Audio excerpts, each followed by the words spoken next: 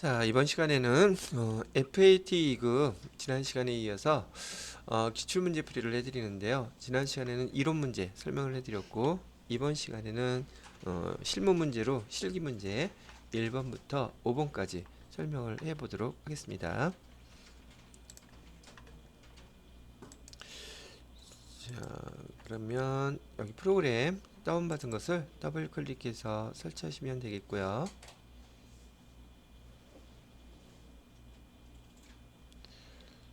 자, 그러면 설치, 확인 누르시고요.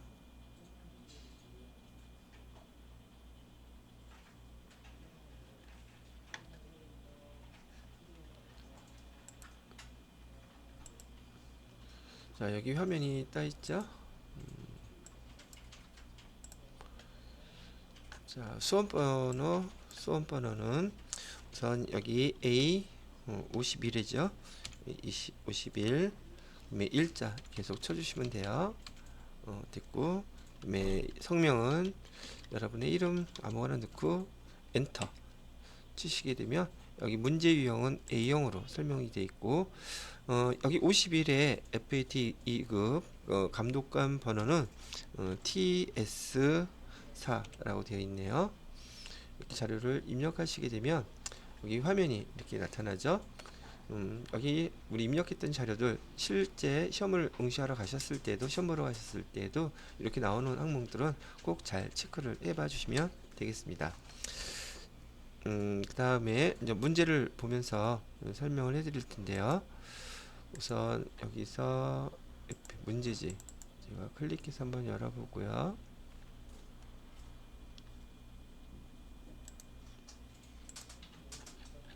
실기 문제가 무엇이나 보시죠. 자, 여기 인정 나와 있죠?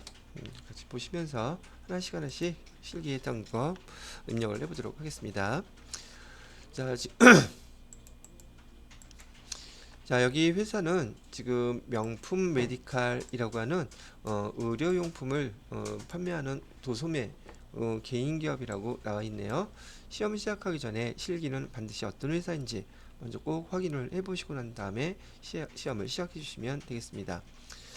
자, 1번 문제에 기초정보관리의 이해 10점이라고 나와 있는데, 첫 번째 문제가 거래처 등록하는 문제로 나와 있습니다. 점수는 4점이라고 되어 있고요. 자료 설명을 먼저 보시면, 신한은행의 신한솔을 통해서 보통 예금 비대면 신규 계좌 개설했답니다. 신한은행에 계좌 개설했다는 얘기네요. 비대면 통장을 참고하여 금융거래처 등록하라는 게 요게 이제 문제죠. 우리는 거래처에서 금융거래처 등록을 할 것이고요. 금융거래처 등록할 때 주어진 그 자료와 그다음에 여기 왼쪽에 보이는 요 카드 있죠. 카드의 그 번호를 보고서 그대로 등록을 해주는 작업을 하라는 뜻이겠죠. 자, 그러면 얘를 어떻게 이제 입력을 할까? 직접 하나씩 보면서 실제로 입력을 해보도록 하겠습니다. 자, 회계에서 거래처 등록하라 그랬으니까요. 거래처 등록 클릭하시고요. 자, 거래처 중에서 금융거래처 등록하라 그랬죠. 금융 눌러주시고요. 코드 번호는 98007 이렇게 줬고요. 그 다음에 그 카드는요, 신한은행 보통 금융기관으로 쓰라 그랬었고요. 그 다음에 개설점 신한은행 등록하라고 되어 있는데, 여기 개설점은 신한은행이라고 쓰시고요. 그 다음에 가로해 놓고 보통 이렇게 써달래요. 뭐 그대로 써주시면 돼요. 그 다음에 계좌번호를 갖다가 쓰라고 되어 있는데, 자, 계좌번호는 여기 주어진 대로 명품 메디칼이라는 카드 옆에 밑에 나와 있죠. 480-02-8489-00-007 이렇게 입력하시면 되겠고요. 그 다음에 구분은 일반으로 하라 그랬으니까 일반 클릭. 그 다음에 사용 이제 할 거죠. 이렇게 입력해 놓고요. 그다음에 밑에 이제 오른쪽에 보시게 되면 개설점은 어디로 하라 그랬었냐면 신한은행으로 해달라 그랬었죠. 클릭하셔가지고 신한은행 해주면 되겠고요. 예금의 종류 뭐 이런 건 나와 있지 않죠. 예금의 종류는 신경 쓸 거 없으시다는 얘기고, 그리고 여기 보통 돼 있고, 이렇게 하면 금융거래처 등록하라는 대로 첫 번째 문제를 다 마무리하시게 된 거랍니다. 자, 그 다음에 두 번째 문제를 보시게 되면 이번에는 정기분 재무상태표의 입력 수정이라고 되어 있는데, 지금 자료 설명을 보게 되면 전기분 재무제표는 입력되어 있으며 재무제표 검토 결과 입력 오류를 발견했대요. 입력 누락됐던 거 오류 부분 찾아서 수정 입력하라고 되어 있죠. 여기 재무상태표에 있는 자료 그대로 맞춰서 입력해 달라는 얘기죠.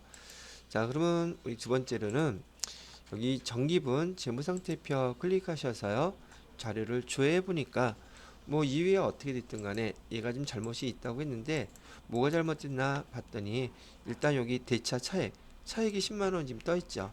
얘가 있으면 안 된다는 뜻이기도 하고요. 여기 자산 총계 금액과 여기 부채 자본 총계 금액이 일치해야 되는 것 뿐만이 아니라, 여러분 문제에서 주어진 재무상태표하고 똑같이 일치를 시키셔야 된다는 뜻이에요. 자, 그러면 그래서 입력할 때 무엇이 잘못되는지 그 주어진 재무 상태표하고 비교해서 하나씩 찾아보도록 하겠습니다. 우선 현금 계정. 현금 계정은 800만 원. 예, 이거 이상 없고요. 그다음에 보통 예금은 2억 5,478만 원. 예, 맞고요. 외상 매출금 1억 1,500. 이것도 맞고요. 대손 충당금은 115만 원. 예, 얘도 맞네요. 받으러 오면 830만 원. 맞고요. 그다음에 대손 충당금은 83,000원. 그다음에 미수금 450만원. 그다음에 미수금까지는 별반 틀린 사항 없이 정확히 다 맞네요. 상품 5,700만원. 예, 이것도 이상 없고요. 그다음에 차량 운반구 6천만원. 감가상각 누계액 1,200만원. 비품 1,200만원. 그다음에 감가상각 누계액 240만원. 예, 여기도 이상 없네요. 그다음에 임차보증금. 임차보증금은 여기 나와 있는데 금액이 임차보증금이 2,875만원이 아니라 3천만원이라고 나와 있죠. 그래서 여기 틀린 거 하나 찾았어요. 요거 3천만원으로 바꿔주셔야 되죠. 이렇게 해서 여기 임차보증금으로 3천만원 이렇게 바꿔주시면 되겠고요. 자, 그 다음에 부채 계정을 보니까 여기 부채 계정에 외상 매입금 나와 있죠. 외상 매입금은 5,486만 7천원. 예, 맞고요. 지급엄 530만원. 미지급금 970만원. 단기 차입금 5,844만원. 이것도 맞았죠. 자본금은 4억 429만원. 이것도 이상이 없고요. 자, 그러면 차이가 난 게 지금 어디가 요만큼이 차이가 났어야 되는데, 요게 빠진 금액이 어디에 있나 보셔야겠네요. 거기 보니까 미지급금 다음에 예수금이 있어야 되는데, 예수금이 빠져 있네요. 예수금은 아예 등록이 안 돼 있었죠. 그래서 여기 계정 맨 밑에다가 놓고서 F2 누르셔서 예수금 조회를 하세요. 예수금 금액이 밑에 차이가 난 금액하고 일치하죠. 얼마요? 135만원. 이렇게 입력하시게 되면 대차 차익이 딱 없어진단 말이죠. 많은 분들이 가끔 궁금해하세요. 이렇게 예수금이 빠져 있을 때 맨 밑에다가 이렇게 계정 넣게 되면 계정번호의 순서가, 코드 순서가 달라지지 않나요? 상관없어요. 왜냐하면 이 프로그램은 엑셀을 베이스로 만들어진 거라서 코드 순서대로 자동 정렬 기능이 있습니다. 그래서 여기 재무상태표 나갔다가 다시 재무상태표를 한번 클릭해 보시게 되면 예수금이 코드번호의 순서에 맞게끔 자동으로 이렇게 배치가 된 것을 참고하실 수 있다는 얘기죠. 그래서 이렇게 입력을 해주시면 여기 문제 주어진 항목대로 이게 다 수행을 했다는 얘기죠. 이렇게 입력하시면 돼요. 자, 그 다음에 세 번째 문제를 보니까 거래처별 초기 2월 수정이라고 나와 있는데, 지금 자료를 보니 지급범이라고 되어 있고요. 그 다음에 발행한 거래처는 다나약국이라고 되어 있고 잔해 이런 자료가 있죠.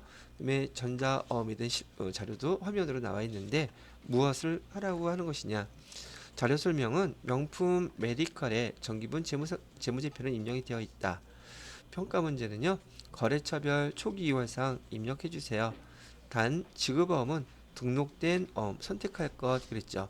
등록된 어음은 F2로 있다가요. 직접 보실 때 조회를 하시면 등록된 어음이 나올 거란 말이죠. 다나 약국에서 발행했던 530만 원짜리 전자음 벌써 등록되어 있다는 뜻이랍니다. 자, 일단은 여기 우리가 자료를 입력해야 되니까 여기 청기분 거래처별 초기 2월 클릭하셔서요.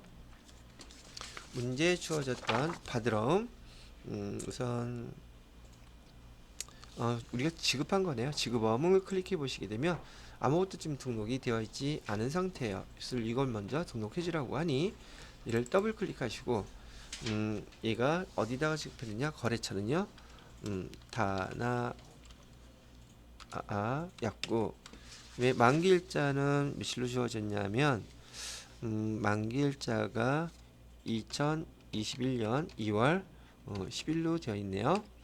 그다음에 어음 번호는 아까 등록되어 있는 거 사용을 해서 뭐 등록되어 있는 어음을 사용하라고 하면은 F1을 클릭하시면은 이렇게 다나에서 입력했던 번호가 되어 있죠. 며칠 날 발행한 거냐면 11월 2011년 10월 12일 날 그러니까 요거네요. 그죠? 요거 확인 누르시게 되면 됐을 것이고요. 금액은 530만 원. 이렇게 등록해 주면 문제에서 요구하는 대로 우리가 입력을 다 마무리한 게 된다는 얘기죠. 그래서 엔터를 치시게 되면 됐죠. 자, 그리고 화면 이동할 때 ESC 누르게 되면 지급 어음에 대해서 다나 약국의 한 건 이렇게 등록된 것을 보실 수 있습니다. 이렇게 하면 주어진 세 번째 기초정보관리에서 지급어음에 대한 자료를 등록한 걸 보실 수 있는 것이죠. 자, 1번 문항에서 마무리하고요. 이제 문제 2번부터는 우리 일반 전표 입력에다가 입력해야 되는 거래자료 입력 점수는 총 32점이고요. 여기 이제 한 문항당 해당되는 그 내용들을 그대로 반영해서 일반 전표 입력에다가 입력해 주시면 된다는 뜻이에요. 자, 1번 문제부터 한번 보도록 하죠. 자, 문제를 보시게 되면 첫 번째 문제는 재고자산의 매출거래라고 되어 있고요. 지금 자료 설명을 보면 상품이라고 나와 있죠. 상품을 매출하고 발급한 거래명세서입니다. 대금 중 100만 원은 현금으로 받았고요. 나머지는 7월 말에 아직 못 받았다는 얘기죠. 근데 상품을 판매를 했으니 우리가 기록할 때 어떻게 기록해야 돼요? 대변에다가 상품을 팔았을 때는 우리 상품 매출이라고 쓰기로 했죠. 상품 매출 써주시고요. 금액은 얼마가 됐습니까? 360만 원 이렇게. 자, 우리가 물건을 팔았으면 이 대가를 받아야 되죠. 받을 때는 우선 차변에다가 100만 원은 현금으로 받았대요. 현금이 증가하겠죠. 100만 원은 현금으로. 그 다음에 상품을 판매하고 외상이라고 했기 때문에 얘는 계정이 나머지 금액은 외상 매출금이라고 이렇게 쓰셔야 돼요. 260만 원은 외상 매출금이에요 라고 이렇게 써주시면 된다는 얘기죠. 그 다음에 외상 매출금에 대한 거래처 어디라고? 여기 동진팜이라고 써주셔야 되겠죠. 자, 그럼 이 자료를 그대로 한번 입력해 보도록 하겠습니다. 여기서 일반 전표 입력 클릭하시고요.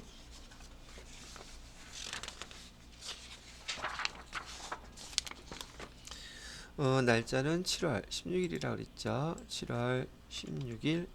그다음에 차변에다가는 우선 대변부터 할까요? 뭐 차변 대변 먼저 입력하는 건 상관없으니까요. 우선 상품 매출이라고 선택해 주시고요. 상품 매출은 360만 원이었었고, 그다음에 차변에다 현금으로 받은 금액은 100만 원. 그다음에 나머지 금액은 외상이라고 그랬으니까 외상 매출금. 거래처는 동진팜이라고 그랬죠. 동진팜이라고 써주시고요. 나머지 260만 원 이렇게 써주시면 첫 번째 문제는 이렇게 마무리를 하면 되겠습니다. 그 다음에 두 번째 문제를 보시게 되면 증빙에 의한 전표 입력이라고 되어 있고 설명부터 한번 볼까요? 회사와 자매 계련을 맺고 미랄 복지재단에 영화 입장권을 현금으로 구입해서 전달을 했다고 했네요. 그러면 여기 자매 결연 맺은 미랄 복지재단에 영화 입장권 3만큼은 다 기부가 된 것이라고 본다는 얘기죠. 그래서 이 항목에 대해서는 차변에다가 우리 차변에다가 기부금 쓰시면 되겠고요. 전체 금액이 얼마냐 봤더니 20만 원이었다고 합니다. 그리고 대변에다가는 현금으로 구입했다고 했으니 현금 20만 원 이렇게 쓰시면 되고 사실상 이건 출금 전표라서 이렇게 차변, 대변 구분해서 입력하셔도 되고 출금 전표로 구분에다가 1번 입력하고 기부금 쓰셔도 돼요. 지금 이 문제에서 여러분들한테 물어보고 싶었던 것은 여기 자매 결연을 맺은 미랄복지재단에 이렇게 영화 입장권 사갖고서 보낸 게 계정 기부금으로 쓰는 걸 알고 계십니까? 라고 하는 것을 물어본 문제라고 보시면 된다는 얘기죠. 자, 그대로 입력을 해볼게요. 그러면 날짜는 며칠 날짜로 되어 있냐면 7월 23일 날 발생한 거로 되어 있죠. 그 다음에 얘는 출금 전표로 쓰면 더 편하겠고요. 그 다음에 계정은 기부금 이렇게 해서 기부금 선택하시고 금액은 20만원 이렇게 입력해 주시면 두 번째 문제도 마무리가 되는 것이죠. 회계 처리된 걸 보이시죠? 이렇게. 자, 그 다음에 세 번째 문제는 뭐라고 되어 있나 봤더니 통장 사본에 의한 거래 입력이라고 되어 있네요. 자, 자료 첫 번째 거는 6월 달에 카드 사용한 이용대금 명세서네요. 보니까 입금하실 금액 그러면 얘는 235만 원을 우리가 카드를 사용했으므로 카드 사용한 금액만큼 보통예금 통장에서 빠져나간다는 뜻이겠죠. 자, 7월 20일 날 돈이 빠져나갔네요. 현대카드에 대한 대금으로 235만 원. 자, 문제 요즘 설명은 뭐라고 되어 있느냐면 6월분 현대카드 이용 대금이 하나은행 보통예금 계좌에서 출금되었다고 하죠. 거래자료 입력하세요. 그런데 지금 얘는 미지급금 우리가 카드를 사용했을 때 보통 카드를 사용하시게 되면 카드를 결제하게 되면 예를 들어서 직원들이 회식을 했어요. 그러면 복리 후생비 이렇게 해서 만약에 전체 금액이 다 이 금액이었다고 치면 235만 원 이렇게 할 것이고요. 대변에다가는 미지급금 해갖고 235만 원 이렇게 해놓은 상태였다는 거죠. 미지급금의 거래처는 신용카드 사용했을 때 여기 현대카드라고 이렇게 다 해놨었는데 지금 7월 25일 날 결제해야 되는 날이 왔기 때문에 7월 25일 시점에서는 우리가 여지껏 미지급금으로 카드 사용했던 그 금액 얘를 갖다가 인출해 갈 때는 이렇게 기록하신다는 얘기예요. 미지급금이라고 하는 여기 부채 235만 원 이렇게 빼주시고요. 대변에다가는 보통 예금에서 이렇게 인출이 된 거예요. 그래서 235만 원 이렇게 써주시면 된다는 얘기죠. 물론 여기 미지급금에 대한 거래처는 현대카드 써주셔야 되는 거고요. 그래서 실제로 회사에서 이제 많이 흔히 발생하는 거래랍니다. 그래서 여러분 개인들도 통장에서 결제대금 한 달에 한 번씩 빠져나갔을 때 그런 경험을 하는 것처럼 회사에서도 카드를 사용했을 때는 미지급금으로 다 처리해놨다가 통장에서 이렇게 자동이체돼서 빠져나간 금액을 보고 차변에 미지급금, 대변에 보통예금 이렇게 써주시면 돼요. 물론 잊지 말아야 될 거 하나은행이라고 보통예금 통장에 거래처용 써줘야 되는 것도 빼먹으면 안 되시겠죠. 자, 그럼 요거 그대로 한번 입력을 해보도록 하겠습니다. 날짜는 7월 25일 날짜가 되겠고요. 차변에 미지급금 카드는 어디 카드라고 그랬었어요?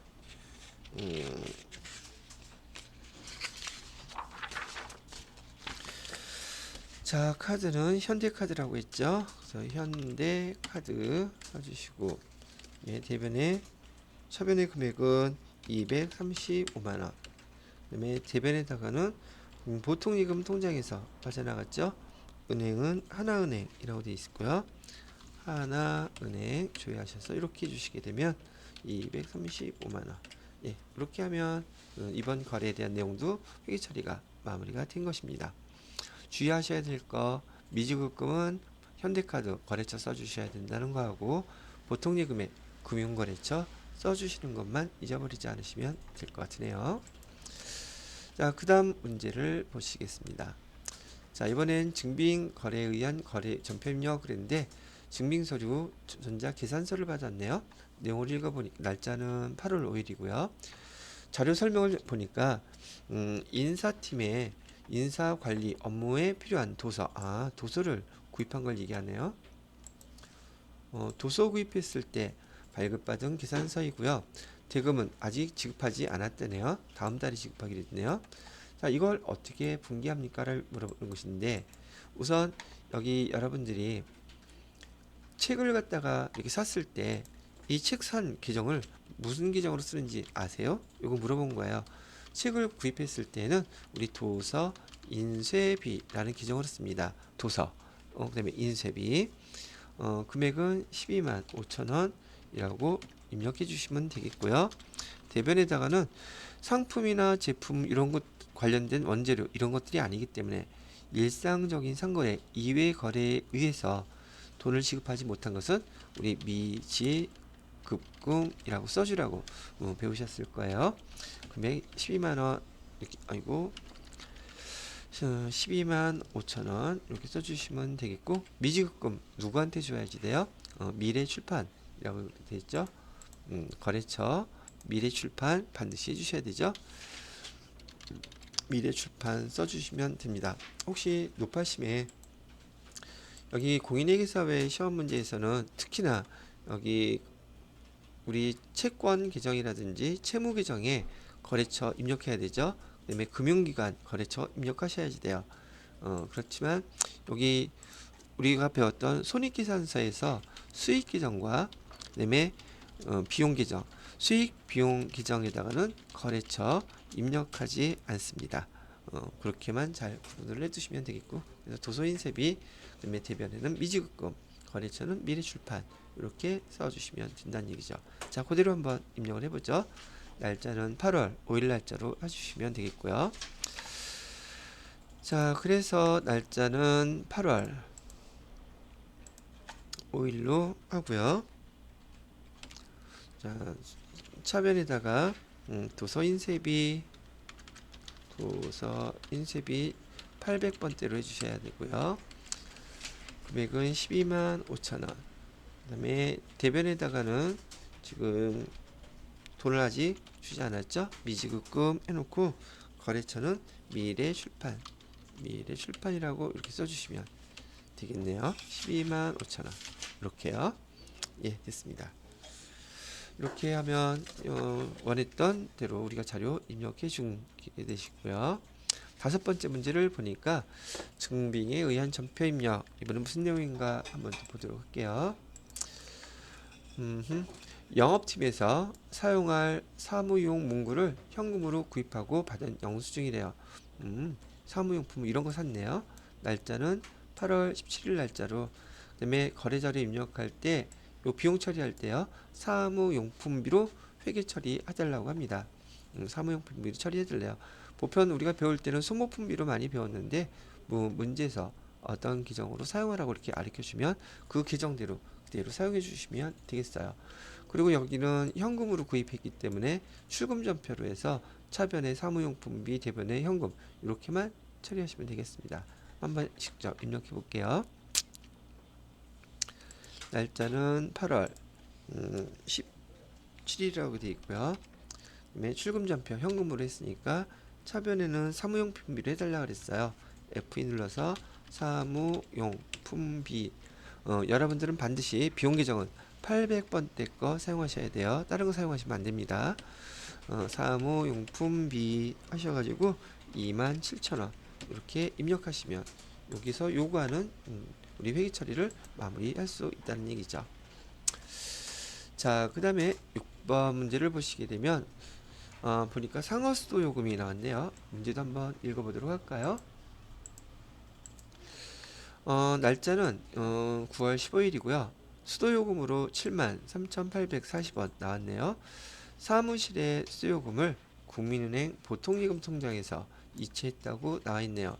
자, 이체일에 비용 처리할 것 그랬는데 상하수요금은 우리 본사인 경우에 차변에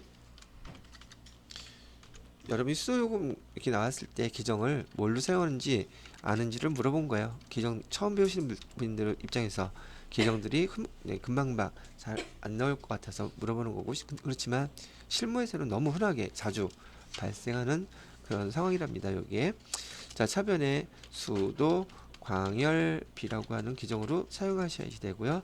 금액은 73,840원 이렇게 해주시면 되겠고요. 자, 대변에다가는 보통예금 통장에서 이체했대요. 보통예금 은행 국민은행이라고 거래처 입력해 주셔야 되겠죠. 금액은 73,840원 이렇게 입력해 주시면 돼요. 자, 그것도 실제로 한번 입력을 해보도록 할게요.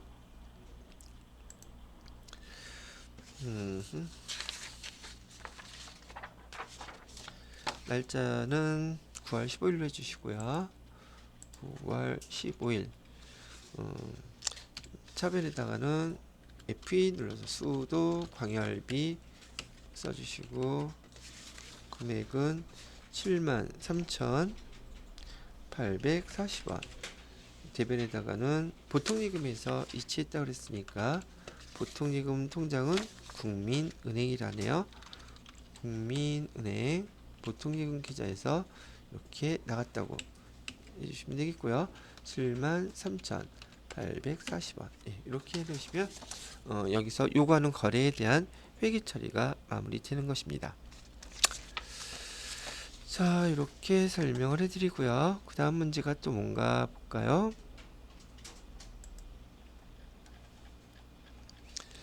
자, 약속어음 발행거래라고 하는 거 보니까 우리가 지급하는 어음이 지급어음으로 기록할 것인가 보네요. 발행이라고 했으니까. 날짜는 9월 23일. 장수메디칼의 상품, 장수메디칼 이건 상품인지 구분하는 거 되게 중요합니다. 왜요? 상품이기 때문에 우리가 어음을 발행하면 지급어음 이렇게 써야 되는 거고, 만약에 상품이 아닌 상품 이외에 다른 것을 우리가 매입하고선 지급할 때는 미지급금이라고 기록해야 되기 때문에 그 구분 기준이 상품에 관련된 것인지 아닌지 요게 중요한 얘기랍니다. 자, 일단 외상매입금 전액 전자어음을 발행해서 지급했답니다. 그러면 외상매입금을 지금 갚는 거죠. 그래서 분기를 하시게 되면 9월 23일 날짜로 차변에다가는요 이렇게 외상매입금 580만원 이렇게 기록해 주셔야 되고, 거래처는 또 뭐라고 입력해야 돼요? 거래처는 장수 메디칼이라고 쓰셔야 될 것이고요. 대변에다가는 우리가 어음을 발행해 줘야 되니까, 이건 어음을 발행해 준다는 것은 여기 어음에 적혀 있는 날짜에 돈을 지급하겠다는 뜻이므로 그 어음의 명칭은 지급해야 될 어음이다. 그래서 지급 어음이라고 이렇게 써주셔야 돼요. 금액은 580만원 이렇게 써주시고, 지급어음도 거래처는 똑같겠죠. 장수 메디칼 해주시면 된다는 얘기예요. 이렇게 회계 처리를 해놓고 난 다음에 이를 자금 관련 정보에다가 입력해서 지급어음 현황에 반영하세요 라고 되어 있죠. 근데 지급어음은 벌써 등록이 되어 있대요. 등록되어 있는 어음을 사용해서 이 거래를 완성시켜 봐 주세요 라고 했단 말이죠. 자, 어떻게 하는지 한번 따라서 해보도록 할게요. 자, 일반 전표 입력해서요, 날짜는 9월 23일로 해주시고, 차변에다가 우리 외상매입금 갚는 거라고 있고요. 거래처는 장수메디칼 해주시고요. 자, 금액은 580만원이에요. 요 어음거래 등록할 때는 반드시 회계 처리부터 완성시켜 주셔야 됩니다. 자, 대변에다가는 우리가 어음을 지급했기 때문에 지급어음 거래처는 똑같이 장수 메디컬이죠. 금액은 580만원. 자, 이렇게 거래부터 회계 처리를 해놓고 클릭은 반드시 지급어음 칸에다가 클릭을 해놓으시고 그 다음에 F3 F3을 클릭해 보시면 밑에 지급어음에 대한 관리 상태가 나오죠. 지급어음은 이제 우리가 발행하는 거니까 자동으로 발행되어 있고요. 어음번호를 갖다가 입력하라고 하는데 등록되어 있다고 했으니까 등록이 되어 있는지 안 되어 있는지 F2 키를 눌러보시면 바로 나와요. F2 눌렀더니 여기 국민은행 보통 전자어음 하나가 있죠. 요거 사용해서 발행하라는 뜻이에요. 그래서 확인 눌러주시면 되겠고요. 그러면 이 어음에 대해서 발행일 나와 있고, 자, 만기일은 우리가 정해줘야 되겠죠. 만기일은 며칠로 회출하고 얘기했었냐면 2022년 1월 23일로 이렇게 해주래요. 우리가 어음을 발행하기 때문에 만기일은 우리가 어음 발행할 때는 반드시 우리가 이렇게 정해서 써 주셔야 된다는 얘기예요. 그다음에 나머지 국민은행이라든지 지점은 다 등록이 되어 있는 거 그대로 사용했으므로 다른 건 더 이상 손댈 필요는 없다는 얘기고요. 자, 이렇게 입력하시게 되면 지금 문제에서 요구했던 대로 거래자료 분기에서 입력하셨고 지급어음에 대한 여기 지급어음 현황에 대해서도 내용을 다 쓰셨다는 얘기가 되는 거죠. 이렇게 마무리가 되는 거죠. 자, 8번째 문제를 보니까 현금 영수증에 대한 설명인데 뭐라고 되어 있나 한번 보도록 하죠.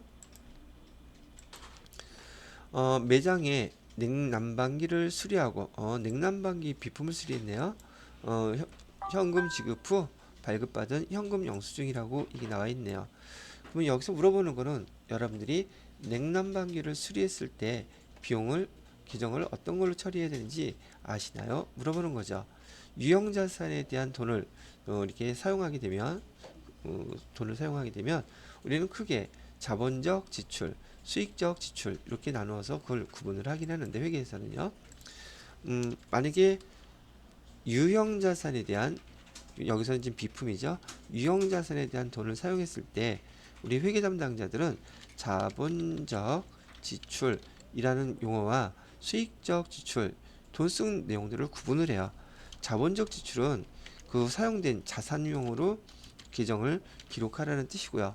만약에 여기 냉난방기 수리했는데 중요한 부품들을 갈았다 그러면은 그래서 문제에서 자본적 지출이라고 만약에 문제가 나왔다면 사용한 금액에 대해서 여러분은 차변에 비품이라고 기록을 하셔야 된다는 뜻이에요. 비품이라고. 그런데 지금 여기 문제에서는 자본적 지출이 아니라 수익적 지출이라고 얘기를 해줬고 수익적 지출이라는 뜻은 요거 비용 처리해 주세요 이런 뜻이에요. 그럼 비용은 보편적으로 이렇게 냉난방기를 수리했을 때는 우리 보편적으로 기계장치와 관련된 것들 여기 수선비라는 계정을 주로 사용을 한단 말이죠. 그래서 수선비라는 계정으로 여기 차변에다가 계정을 써주시고요. 그 다음에 대변에다가는 현금 써주시면 된다는 얘기예요. 참고로 수선비라는 계정은요.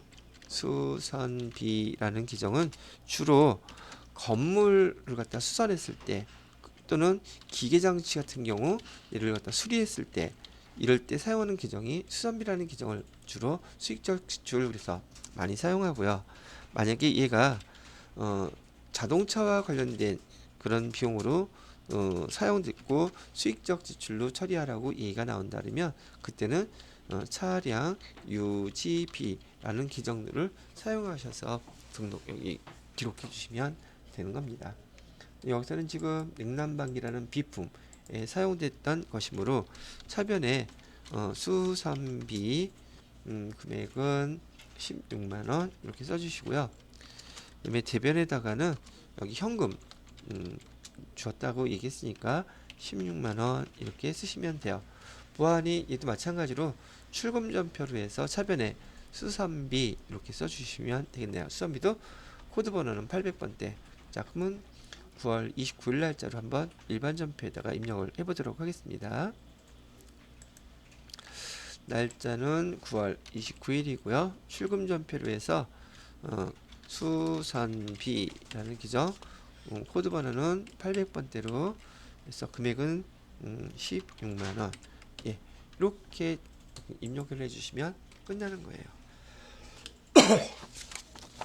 자, 여기까지 입력을 해봤고요. 아홉 번째 보면 재고자산의 매입거래라고 되어 있네요. 재고자산의 매입이라 그러면 외상일 때는 외상매입금, 만약에 어음을 발행했으면 지급어음, 이런 용어를 사용해야 된다는 뜻이기도 하겠죠. 자, 날짜는 10월 5일이고요. 상품 매입했대요. 그럼 차변에 상품 써야겠네요. 거래 명세서래요. 대금은 전액 10월 말에 지급하기로 했다고 하니 얘는 우리 상품 일상적인 선거래에 해당되는 것이기 때문에 외상 매입금 써주어야 된다는 얘기죠. 외상 매입금 거래처는 메디칼이라고 써주시면 되겠고요. 자, 이것도 거래를 바로 입력을 해보도록 하겠습니다. 10월 5일 날짜로요. 그래서 여기 날짜는 10월 5일 날짜로 하시고요. 차변에 지금 여기 상품이라고 그랬죠. 상품 사갖고 왔어요. 사갖고 오고 금액은 얼마치를 사왔냐면 177만원어치 사갖고 왔죠. 그 다음에 대변에다가는 얘는 돈 아직 지급하지 않았으니까 상품을 사온 대가는 외상 매입금, 그 다음에 거래처는 웅미디어, 웅메디칼이라고 써주시면 되고요.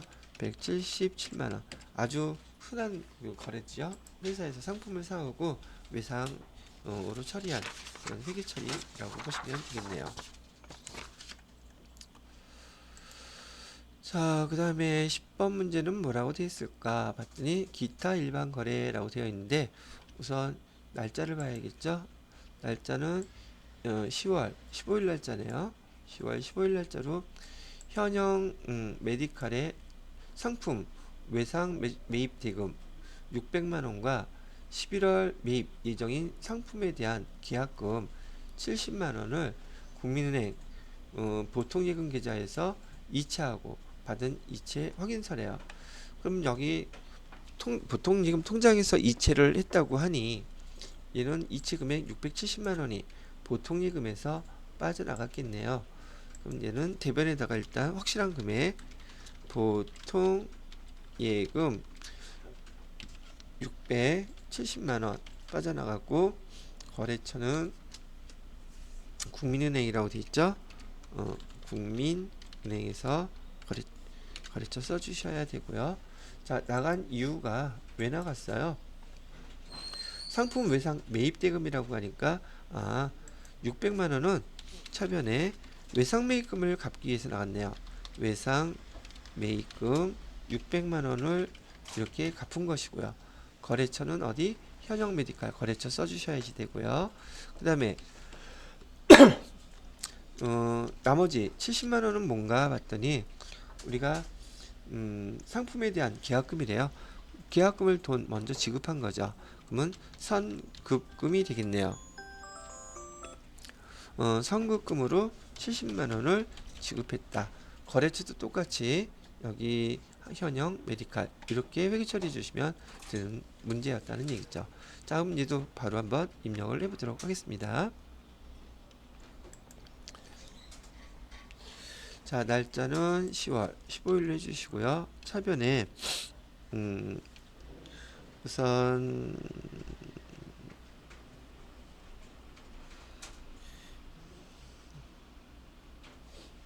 차변에 외상 매입금을 갚았죠. 여기는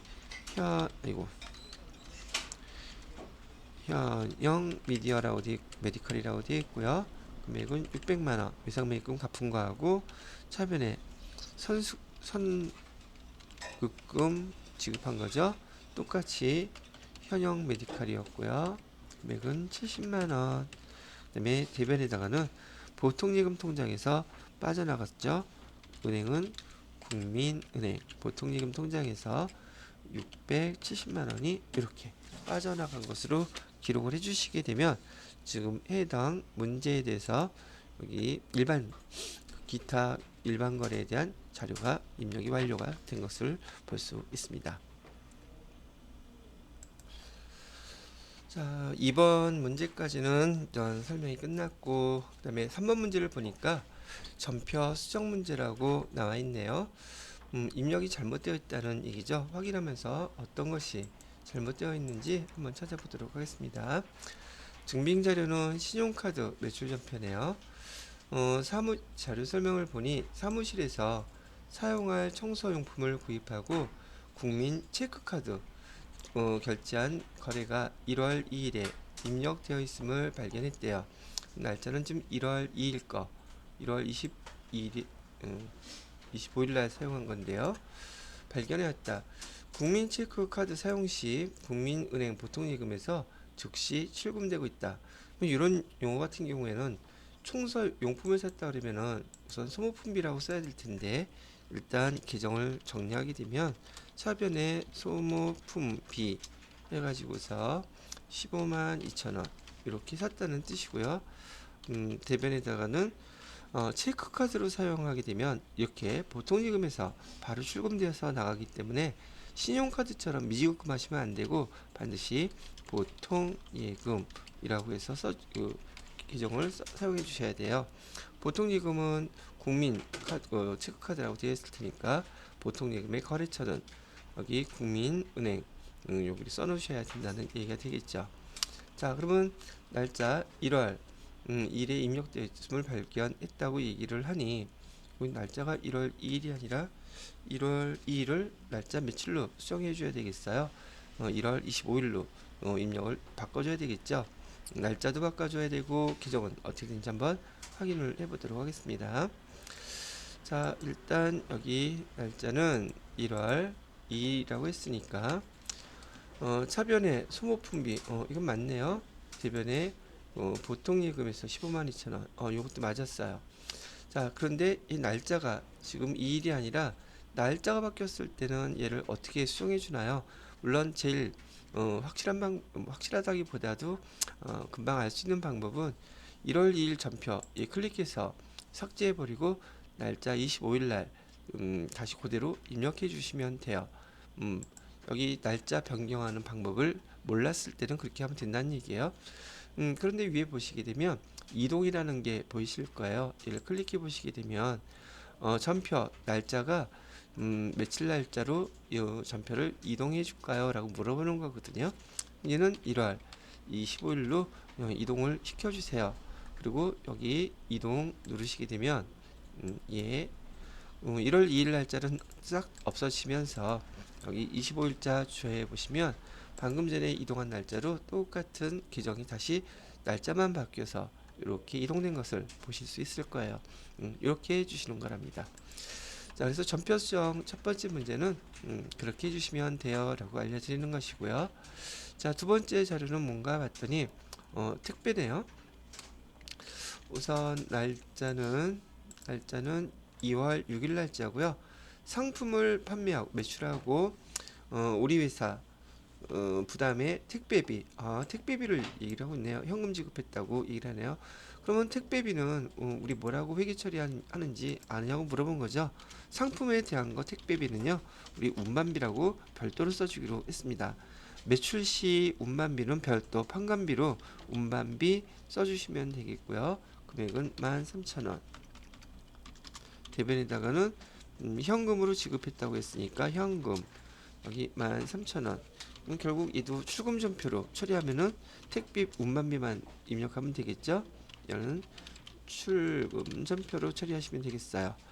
자, 또 높아심에 주의하셔야 될 거. 상품을 매입했을 때 그때 운반비는 얘는 상품 계정으로 기록하셔야 돼요. 부대 비용이기 때문에 상품으로 기록하셔야 되는데 매출일 때의 운반비는 판관비로서 운반비라고 반드시 별도로 이렇게 써주셔야 된다는 얘기지요. 요거 잊어버리지 않도록 또 자주 물어보는 항목이기 때문에 실제로 회사에서도 거래가 많이 벌어지는 거래라서 자격 시험에서도 자주 물어본답니다. 자, 그러면 요 항목에 대한 거 그대로 또 입력해 보면 되겠죠. 자, 날짜는 며칠 날짜로 쓰면 되느냐? 그러니까 2월 16일 거래를 보니까 여기는 매입할 때처럼 그냥 상품으로 써놨는데 매출할 때는 상품이라고 쓰시면 안 되고 운반비라는 기종으로 별도로 써준다. 운반비 몇 번? 800번대 운반비로 판관비로 이렇게 써주시는 거예요. 그럼 요걸 수정해달라는 말이었었네요. 이렇게 수정해 주시면 됩니다. 자, 그 다음에 4번 결산 문제. 결산 문제가 나와 있네요. 첫 번째 문제는 손익의 이상과 이연에 해당되는 항목이고요. 결산 항목은 일반 전표 입력에서 날짜는 12월 31일 날짜로 여러분이 전표를 직접 입력해 주는 걸 뜻해요. 12월 31일자로 어디에서요? 일반 전표 입력에서 입력해 주시면 되는데, 자, 날짜를 보니까 우선 여기 4월 1일 날 지급된 1년분, 1년치 임차료래죠. 1,800만 원 중에서 기간 미경과분이 450만 원을 계상했다. 그러면 지금 우리가 1년분 1,800만 원 중에서 기간 미경과분이라고 한다면 지금 기간은 지나지 않았으니까 돈 뭐 아직 지급은 안 했다는 얘기가 되겠죠. 그래서 기간이 지나지 않은 거에 대해서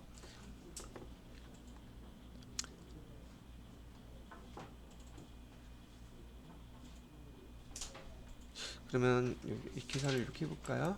우선 1년 4월 1일 날 조회를 해보시게 되면 임차료라고 해서 회계 처리가 이렇게 돼 있을 거예요.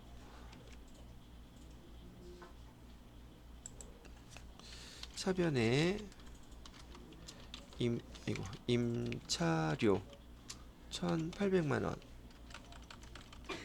이렇게 돼 있을 것이고요. 대변에다가는 뭐로 줬다는 얘기는 없겠지만 이거 현금이나 보통예금으로 했다고 얘기를 하겠죠. 그런데 얘가 며칠 날짜냐면 4월 1일 날짜라고 그랬단 말이죠. 자, 그러면 여기 임차료는 1년치였는데 우리는 12월 30일이 되면 결산이라는 걸 해야지 돼요. 그러면 임차료가 지금 1년치인데 1년치면 여기다가 이렇게 한번 그려놔 볼게요. 날짜는 여기가 4월 1일 끝나는 날짜는 3월 31일이 되겠죠. 다음에 자, 그래서 여기 결산하는 날짜가 여기 12월 30일이라고 본다는 얘기죠. 12월 31일. 자, 우리는 결산을 하게 되면 12월까지 발생한 비용만 올해 손익계산서에 들어가고 내년까에 대한 비용은 우리가 올해 비용에서 들어가면 안 되겠죠. 손익계산서에 들어가야 될 정확한 비용을 계산해 보라는 얘기죠. 우선 1,800만 원을 갖다가요. 이게 1년치라고 그랬으니까 12개월로 나누면 한 달치 임차료는 150만 원이 된다는 얘기고요. 지금 4월 달부터 여기 12월 31일까지 몇 개월이 지나갔냐면 9개월이 지나갔단 말이죠.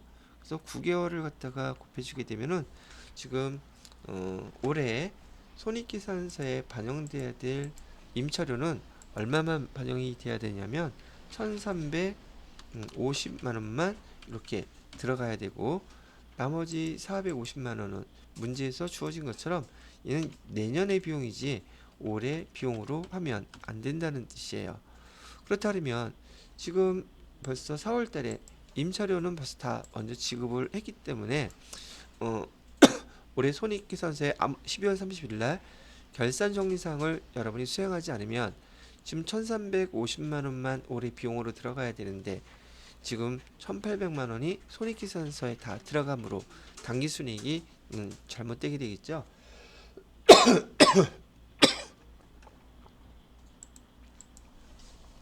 그래서 기간이 지나지 않은 내년도 비용인 이 임차료를 지금 올해 결산에 반영하면서 임차료 비용을 갖다가 얼마를 빼줘야 되느냐면 내년 거에 해당되는 450만 원은 이렇게 소멸시켜 줘야지 돼요. 그러면 보통 우리 흔히 수학에서 1,800만 원에서 1,350만 원을 빼게 되면 450만 원 이렇게 남아요. 이 450만 원은 내년 거예요. 라고 표시하는 이 식을 우리 회계 담당자들이 기록할 때는 빼기라는 표시를 비용은 차변 계정인데 차변 계정에서 이렇게 대변으로 옮겨서 적게 되면은 이게 바로 수학에서의 빼기 효과를 갖고 있단 말이죠.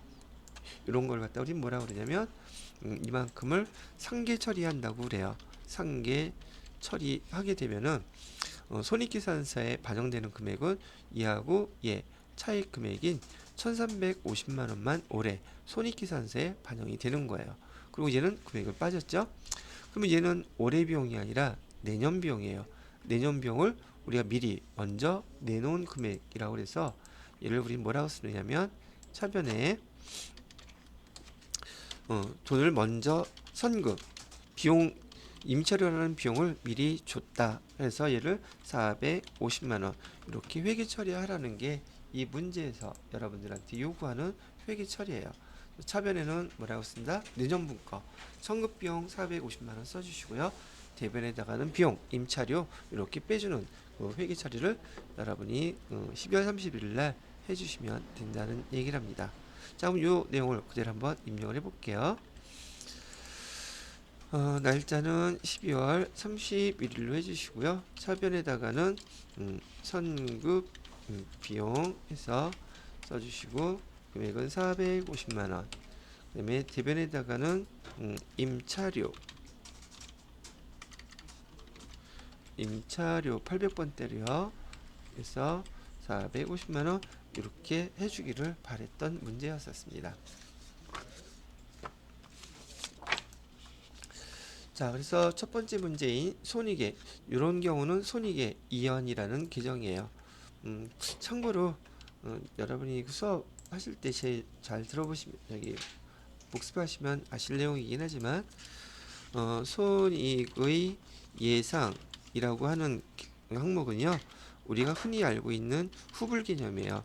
여러분이 회계상의 거래를 읽어보시게 되면 실제로 돈을 주거나 받지 않은 나중에 주겠다고 얘기하는 항목이고요. 손익의 예상에서 쓸 수 있는 계정 과목은 미수 수익이라고 하는 자산 계정을 사용하거나 아니면 미지급 비용이라고 하는 부채 계정을 사용하셔야지 돼요. 반면에 손익의 이연이라고 하는 계정은 회계상 거래의 의미가 실제로 돈을 먼저 주거나 받은 선불 개념이에요. 지금 여기 문제에 해당되는 게 임차료 선불로 지금 지급했다는 이런 뜻을 갖고 있고요. 손익의 이연인 경우에는 여러분이 사용할 수 있는 계정은 선급 비용, 지금 비용을 미리 주었다. 그래서 얘는 자산 계정이고요.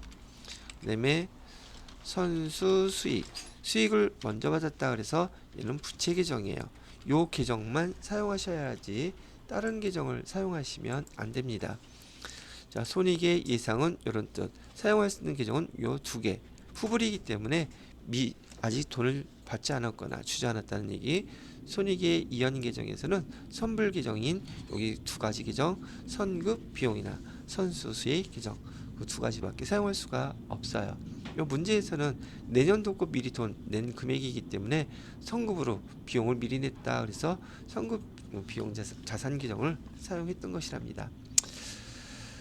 자, 그렇게 설명을 해드렸고요. 또 여러분이 여기 결산 자료 입력을 하실 때는 보통 우리가 12월 31일 날 지금 이렇게 일반 전표에다가 입력하는 것을 갖다가 일반 전표 입력에다가 입력하는 것을 우리는 얘를 수동 결산이라고 불러요. 그래서 여러분이 결산할 때에는 이렇게 입력할 때 일반 전표 입력에다가 직접 차변 대변 구분해서 입력하시는 걸 우리는 수동 결산이라고 부르고요. 그 다음에 결산 자료 입력에서 입력하는 거 결산 자료 입력이라는 항목에서 입력하는 것을 우리는 자동 결산이라고 부르는데 여러분들은 반드시 수동 결산을 다 하시고 그 다음에 자동 결산을 입력하셔야 됩니다. 뭐 입력하는 순서는 상관없지만 결산 자료 입력하시고 나서 자동 결산 수행하고 난 다음에는 반드시 여기 F3이라는 여기 버튼을 눌러 주셔야지 마무리가 끝나는 게 된다는 얘기고요. 지금 두 번째 문제를 보시게 되면 바로 자동 결산에 해당되는 자료를 입력해 달라고 얘기하는 거예요. 보니까 재고자산 명세서에 기말재고액 입력해 달라는 문제네요. 그래서 합계 금액은 6,550만 원. 요거를 우리 입력해 달라고 지금 나와 있죠. 얘는 어디다가 입력하면 되느냐 하면 클릭하셔서요. 결산 자료 입력 여기다가 입력해 달라는 거예요. 클릭하시고 1월부터 12월까지 그다음에 그냥 확인 누르시면 되겠고요. 여기서 기말 상품 재고에 이 칸에다가 6,550만원 이렇게 입력하고 나셔서 결산금 자료 입력 끝났으니까 그 다음에 여기 전표 추가를 띵 이렇게 눌러 주시게 되면 주어진 문제에 해당되는 거 입력이 끝나게 됩니다. 자, 이렇게 해서 문제 4번의 결산에 대한 문제까지 정리를 해보셨고요. 마지막 문제인 회계 정보 분석, 좀 조회 문제인데 회계 정보 분석 이 항목들은 어디서 찾아야 되는지 한번 해보도록 하겠습니다. 문제 첫 번째 거 보니까 예적금 현황 또는 거래처 원장을 조회해서 6월 30일 현재 하나은행 거래처죠. 하나은행에 이렇게 거래처 나오게 되면 예적금 현황도 물론 봐도 되겠지만 주로 거래처가 나오면 거래처 원장을 찾는 게 훨씬 빠르답니다. 그래서 보통 예금 잔액이 얼마냐고 물어보고 있네요. 6월 30일 현재 하나은행 걸로 우리 거래처 원장을 한번 조회를 해보도록 할게요. 그래서 클릭하셔서 장부에서 거래처 원장 클릭하신 다음에 날짜는 1월 1일부터 6월 30일까지 계정 과목은 보통예금 보다 그랬죠. 엔터 치고요. 거래처는 그냥 다 한번 볼게요. 그냥 엔터 쳐서 그럼 여기 나타나 있는 금액이 지금 하나은행이라고 나와 있죠. 하나은행 거래처 잔액의 금액은 2,316만 8천 원이네요. 그러면 여기 보시게 되면 2,316만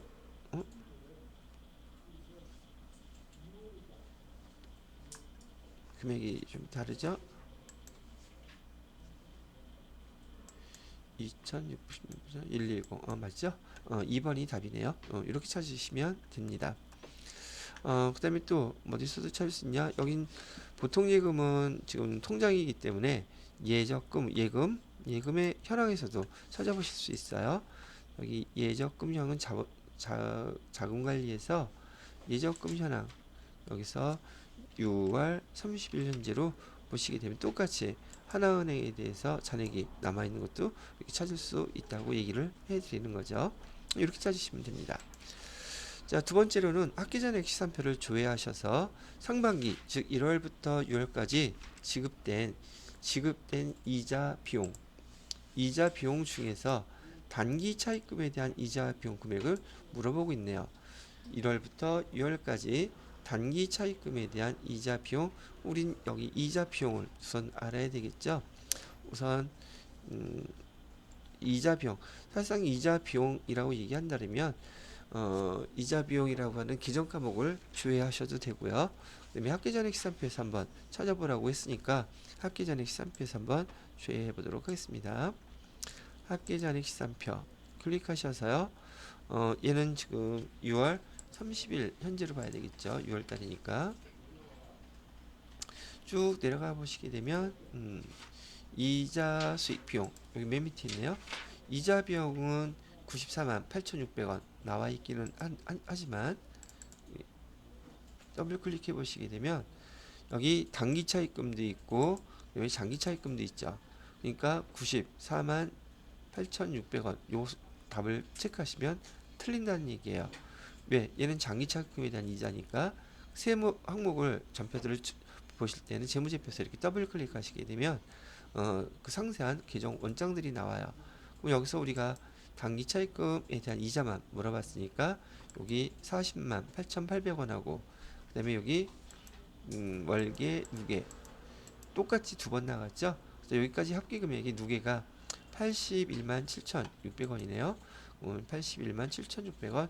요 3번이 답이 된다는 얘기예요. 4번 하면 틀리신단 말이죠. 조회하는 방법도 한번 이렇게 보여드렸어요.